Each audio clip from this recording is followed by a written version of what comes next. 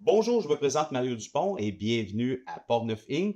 Cette émission est consacrée pour les entreprises du comté de Portneuf. Vous allez voir que Portneuf n'est pas juste le grand terrain de jeu de la grande capitale nationale. Nous avons des commerces, nous avons des organismes et même des industries qui rayonnent plus grand que leur municipalité et même plus grand que la MRC de Portneuf. Ça va me faire plaisir de vous les faire découvrir. Sans plus tarder, nous faisons un arrêt à Donnacana. Nous rencontrons dans leur bureau à Donnacana chez Alex Leclerc, M. Patrice Leclerc, et tantôt on va avoir Félix Leclerc qui va être avec nous.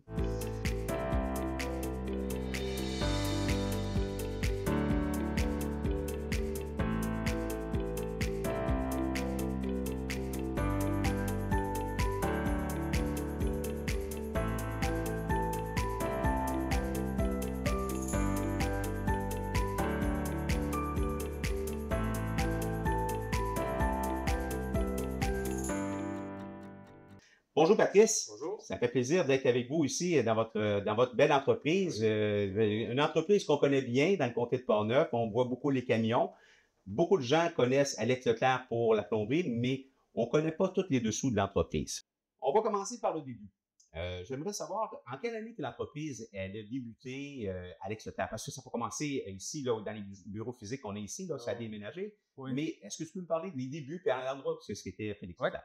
En réalité, Alex Leclerc a été créé par mon grand-père Alexandre Leclerc, de son nom complet. Ça a été raccourci pour le bien des logos d'entreprise, mais les bureaux étaient situés à Ricarnon, à Donnacona. L'adresse exacte, je ne l'ai pas malheureusement, mais c'est à Ricarnon, pas loin du golf, en face du golf. Ça a été créé en 1945. Initialement, Alex, comme tel, était ferblantier et non plombier. Puis Alex, à cette époque-là, c'était beaucoup de la ventilation résidentielle, des bidons de lait, ça allait jusqu'au cercueil en tôle, là, c'était beaucoup concentré sur la ferblanterie. Dans sa famille, il y a eu une petite bad luck, son cousin, il y a eu un accident d'auto, décédé, puis il y avait une entreprise en plomberie, fait qu'Alex s'est trouvé à racheter l'entreprise de son cousin via, en tout cas, je ne connais pas toutes les paperasses de 1945, mais ça s'est passé dans ces années-là. Fait que suite à ça, Alex s'est mis à faire plomberie et ferblanterie. Fait que, tu sais, c'était mélangé. Bon, ça tombait dans les années où les églises, les écoles se construisaient dans le comté de Portneuf. Fait qu'Alex a touché pas mal à tout ça, école, église, quelques un peu d'institutionnels, beaucoup de résidentiels, services aussi énormément. Puis Alex, en réalité, il a fait ça jusqu'en 1977. Au moment où Michel, mon père, a racheté l'entreprise. À ce moment-là, Alex, mon père, en réalité, il a 5 frères, mais pas beaucoup de frères qui ont l'entrepreneuriat en eux. À part mon père, lui, il l'aimait vraiment par rapport aux autres. Puis son frère Claude, là, qui a travaillé avec lui pendant... D'ailleurs, Claude, quand j'ai racheté en 2001, il a pris sa retraite avec nous autres. Et Michel a pris les rênes en quelle année? En 77, en 1977. OK. Fait que lui, il a commencé. Il a suivi les traces de ton père? Pas tout à fait. Ton grand-père, ça dit pas ton père, mais ton grand-père? Pas tout à fait. Alex, mon père Michel, mon grand-père, il tournait entre 12 et 15 employés, là, des échos de ma grand-mère qu'elle m'a dit dans le passé. Puis mon père, il a plus diminué à 3-4 employés.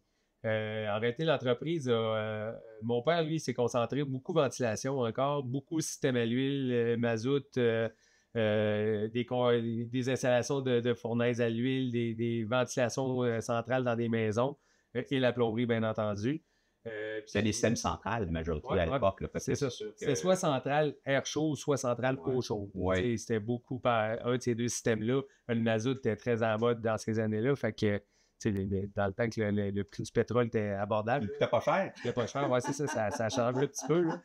Fait que c'est pour ça que dans ces années-là, c'était assez simple. Là, tout le monde allait d'emblée vers ces systèmes-là, puis c'était d'un les plus économiques par rapport à l'électricité et tout ça. Fait que c'est pour ça que ces années-là, ça a été très, très bon là, au niveau du mazout.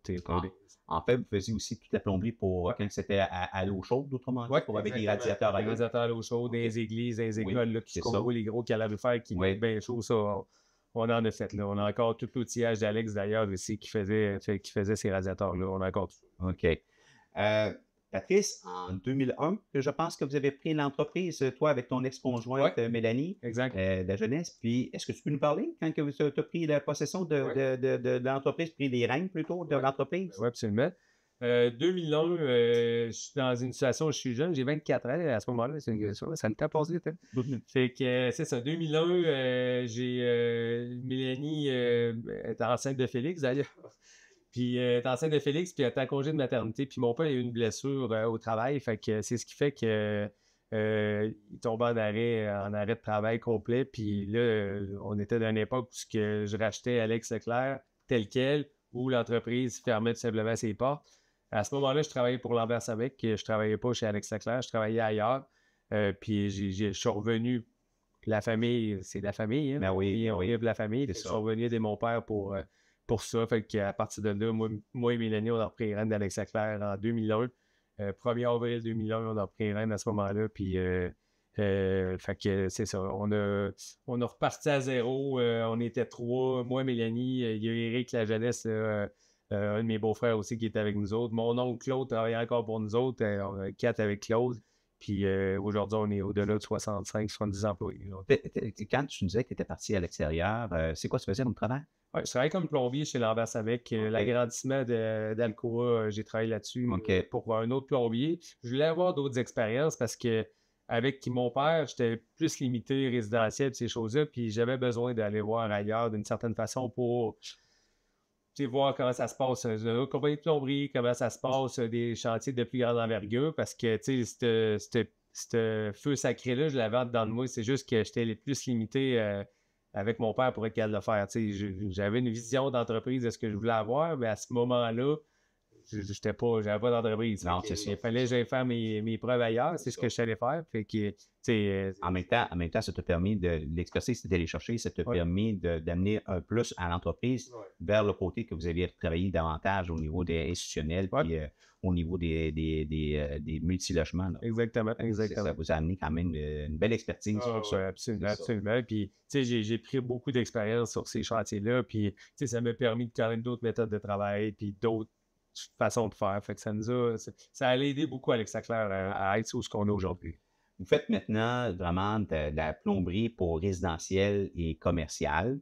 En fait, il y a une différence entre les deux, mais y a-t-il vraiment une grosse différence au niveau du code pour vous autres? Ben, au niveau du code, d'une certaine façon, oui, parce que dans la plomberie de la construction générale, la construction résidentielle, commerciale, institutionnelle, résidentiel lourd, résidentiel léger, ça fait toute partie de ça. Tout dépend de la grandeur de la bâtisse, de la hauteur de la bâtisse. Tout fait qu'on a des matériaux qui sont différents d'un bâtiment à l'autre.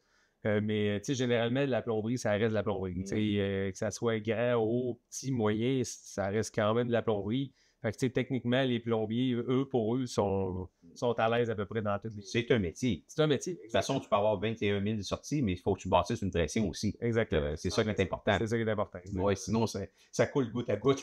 Si ça coule par en haut, ça marche pas. Non, exact. Vous avez, au niveau de l'entreprise, vous faites aussi du chauffage résidentiel et résidentiel. Ouais. Il y a quand même des différences au niveau de chauffage résidentiel et commercial là-dedans. Tu peux-tu nous en expliquer un petit peu? Oui, en réalité, le chauffage résidentiel, dans une ancienne époque, tantôt j'ai parlé de mazout, chauffage mazout. On a mis ça de côté, nous, il y a peut-être environ 4 ans environ. On a mis complètement le mazout de côté.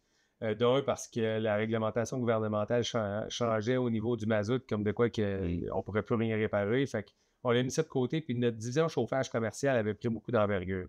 Fait que nos techniciens chauffage résidentiel, on n'avait plus tant de temps de le service au niveau du mazout, fait qu'on a mis ça de côté. Ce qu'on garde présentement à l'heure actuelle dans le chauffage résidentiel, c'est chauffage radial, les planchers chauffants, chaudes ou bricole. Ça, on en fait quand même beaucoup. Là. Autant résidentiel que commercial. Autant résidentiel que commercial. C'est dans les maisons, là, c'est la partie résidentielle qu'on fait à l'heure actuelle. Le chauffage, c'est vraiment les planchers chauffants. Patrice, j'aimerais t'entendre parler sur le système de pompe de neige. Je pense qu'il y a des gens qui seraient peut-être intéressés à en savoir un petit peu plus. Oui. Ben, c'est ça, le système de pompe de neige, souvent dans les blocs appartements, ils ont des stationnements souterrains. Puis dans le stationnement souterrain, ben, souvent, il y a des côtes. Ça ne rentre pas à hauteur de la rue. Il faut descendre comme dans le sous-sol du bâtiment. Puis, fait que dans ces dalles de béton-là, on vient installer une tuyauterie, justement, ou de l'école pour faire fondre la neige. Puis, dans ces systèmes-là, c'est comme une sonde de dalle qui va détecter l'humidité. Fait que soit on va détecter la neige, la pluie ou peu importe quoi. Pour le moment que ça détecte l'humidité, le système se met en marche. Fait que c'est ce qui fait que la descente de stationnement est toujours soit sur le béton ou sur le bitume, tout dépendant quel type de revêtement qu'il y a. Puis de même, ça crée une sécurité, aux utilisateurs et aussi aux propriétaires de bâtiments. Ça évite à ce que les gens rentrent dans les portes de garage ou dans toute autre chose. Ou des fois, des dépendages de fondants n'a pas été fait, parce que là, au moins, il y a une sécurité. Il y a une sécurité, puis eux aussi, ça lui donne une longitude à leur revêtement, soit le béton, soit le bitume, parce qu'ils n'ont pas besoin de mettre de sel. Fait que ça prolonge un peu la vie du revêtement. On est au Québec, fait que c'est quand même quelque chose d'intéressant. Un système que je ne connais pas, l'aérotherme. Oui. En réalité, l'aérotherme, il y a 2 types d'aérothermes qu'on installe. Il y en a qui sont 100% au gaz propane ou au gaz naturel, ou il y en a qui sont à l'eau chaude. Souvent, c'est encore des stationnements. On en utilise beaucoup des stationnements, dans les garages auto, autant les aérothermes à l'eau chaude qu'au gaz. C'est le principe où ce qu'on part encore de la fonte de neige qu'on a à l'extérieur. C'est la même chaudière qui fait la fonte de neige. On fait aussi de l'eau chaude avec ça pour être capable de circuler dans des aérothermes à l'eau chaude. Ça, c'est beaucoup de chauffage de stationnement. Parce que, tu sais, on a un projet qu'on a fait à Québec, le projet La Suite, il y a 3 étages de stationnement souterrain. Puis, tu sais, il n'y a pas 50 façons de chauffer ça. C'est soit électrique ou à l'eau chaude. Exact. Puis, tu sais, on a au-dessus d'une trentaine d'aérothermes à l'eau chaude là, dans le stationnement, justement. Puis, c'est ce qui permet de chauffer. Puis, ce qui chauffe l'eau là-dedans, c'est au gaz naturel. Fait que le client réussit à bénéficier du tarif énergie, justement, pour le gaz. Fait que, tu sais, on chauffe de l'eau avec du gaz, puis on circule dans des aérothermes. L'aérotherme, c'est le principe d'une petite fournaise à l'eau chaude avec un ventilateur dedans qui projette l'air chaud dans l'air. Ça vient fournir une chaleur sans trop avoir trop d'humidité non plus en même temps. Exactement. C'est juste de maintenir une température. C'est pas de dire on a besoin de 15 degrés de stationnement, on veut pas, c'est pas le salon de la maison. Non, c'est ça. Très ça. Exact. On maintient la température au-dessus de zéro. Au-dessus de zéro, exactement. Patrice, j'aimerais ça t'entendre parler des infrarouges. Oui. Les infrarouges, ils ont plusieurs utilisations. En réalité, souvent dans les garages auto, tantôt je parlais d'aérotherme au gaz pour les garages auto. Il y a certains garages qui vont prendre l'option aussi des infrarouges. L'infrarouge, ce qu'elle fait, c'est qu'elle aide à sécher le plancher, sur le même principe qu'un plancher chauffant. Puis on l'installe aussi, on peut l'installer à l'extérieur. Il y a certains restaurants dans le comté de Portneuf qu'on a installé comme chauffe-terrasse extérieure. C'est ce que j'allais t'apporter, moi. Oui, fait que c'est ça. Fait que, il y a plusieurs utilisations à l'infrarouge. Elle n'est pas applicable à tout parce qu'elle a besoin d'un dégagement quand même qui est majeur. Fait qu'un entrepôt qui a beaucoup de racking, ça ne sera pas l'application idéale pour un infrarouge. Fait que là, c'est là qu'on sélectionne le bon type de chauffage, soit aérotherme au gaz, aérotherme à l'eau chaude, infrarouge. Fait qu'on est capable, selon la construction du bâtiment. Un bon équipement au bon endroit, il y a une efficacité. Un mauvais équipement au mauvais endroit, malheureusement, ça amène des problèmes. Ça amène des problèmes, effectivement. Vu que vous êtes les spécialistes, vous êtes les meilleures personnes pour le conseiller au niveau des gens. Exactement. Nous allons maintenant parler avec Félix Leclerc, qui est la relève de l'entreprise, qui se trouve être aussi un des actionnaires de chez Alex Leclerc. Félix, j'aimerais ça que tu me parles du futur. Vers où vous en allez pour l'entreprise? Tu as des visions pour l'entreprise. Vers où tu vas aller pour votre entreprise, Alex Leclerc? Alex Leclerc, ça a toujours été une entreprise assez familiale. J'aimerais bien qu'on garde encore ce côté-là avec tous nos employés. C'est sûr qu'on aimerait ça se diversifier pour plusieurs types de projets assez différents. Pour rester tout le temps dans la même soupe puis pouvoir élargir nos connaissances. Puis sans devenir le plus gros plombier à Québec, mais toujours rester dans le point qu'on est là en ce moment. Vous êtes quand même une référence dans la région, quand même. Oui, quand même. Puis en même temps, vous allez au-delà de la région pour faire de la plomberie. Mais vers où, des fois, que vous voulez peut-être creuser un petit peu plus? Y a des choses que des fois que tu aimerais plus? Vous faites déjà quand même le gaz, vous faites quand même la plomberie, vous faites la ferblantier. Est-ce que vous en faites? Non, on ne fait pas de ferblantier. On reste toujours dans le côté plomberie.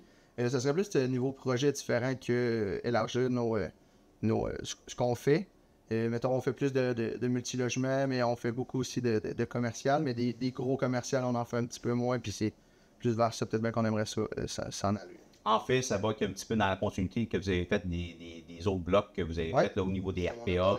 C'est exactement fait. Donc, vous en allez plus dans ce domaine-là pour pouvoir élaborer davantage, creuser davantage. Le marché change aussi avec la construction. Là. On ne va pas toujours rester dans le même... dans le même créneau. Oui, c'est ça. Il faut quand même ouvrir des marchés pour que ça aille bien au niveau de l'entreprise. En tout cas, Félix, la question aussi au niveau du personnel, ça reste que c'est quand même un problème pour certaines compagnies de voir à trouver du personnel. Là, je sais que vous devez certainement faire affaire à du monde d'étrangers pour pouvoir venir vous aider. Est-ce que tu peux m'élaborer un petit peu là-dessus? Oui, exactement. On a des Français qui travaillent pour nous autres. On a eu des personnes qui venaient de d'autres pays que le Canada. C'est des super bons travailleurs. On va tout le temps les prendre puis les former à notre main aussi. On ne fait pas juste les prendre pour les prendre parce qu'on en a besoin.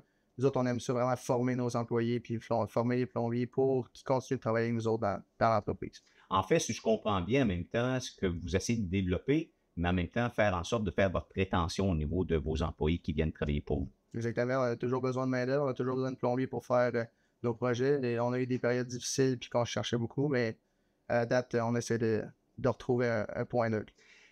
Tantôt, on parlait pour les constructions qu'il y avait. Il y a aussi la partie institutionnelle. En fait, il y a aussi les écoles. Y a-t-il des églises là-dedans? Y a-t-il des choses que vous travaillez là-dedans? Parce que là, présentement, il y a beaucoup de conversions au niveau des églises en salle ou ainsi de suite. Est-ce que vous avez eu des projets là-dedans? Pour l'instant, on n'a pas beaucoup de projets d'église, mais je sais qu'on a fait beaucoup de rénovation d'écoles dans les étés.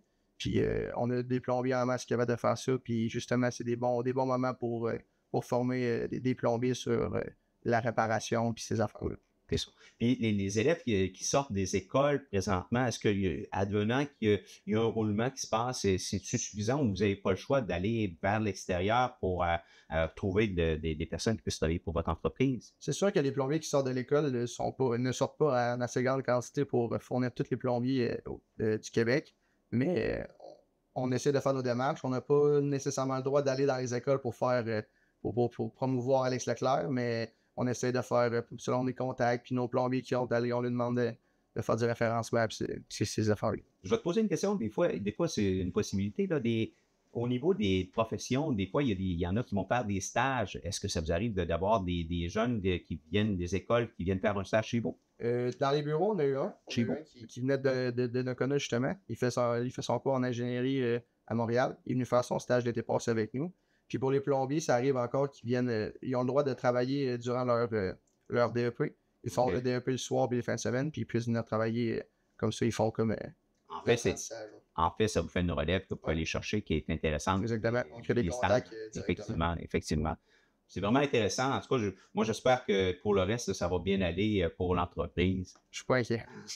Vous avez du pain sur la planche au niveau de votre entreprise. Je vous souhaite les meilleures des chances dans votre continuité au niveau de l'entreprise. Puis félicitations encore d'avoir rentré dans la compagnie pour pouvoir faire la relève. Félicitations à toi, Félix, et aussi toute votre gang qui est avec vous. Parfait, merci. Patrick, je tiens à te remercier d'avoir accepté de venir nous parler de votre entreprise à cette émission. Puis j'espère que je vais fait connaître au moins l'entreprise sur d'autres facettes, des autres choses que les gens ont pu apprendre. Moi, j'ai appris au niveau de votre entreprise. Puis en tout cas, je vous souhaite encore bonne chance. Puis je souhaite bonne chance à la relève aussi. Bien, merci. À la prochaine.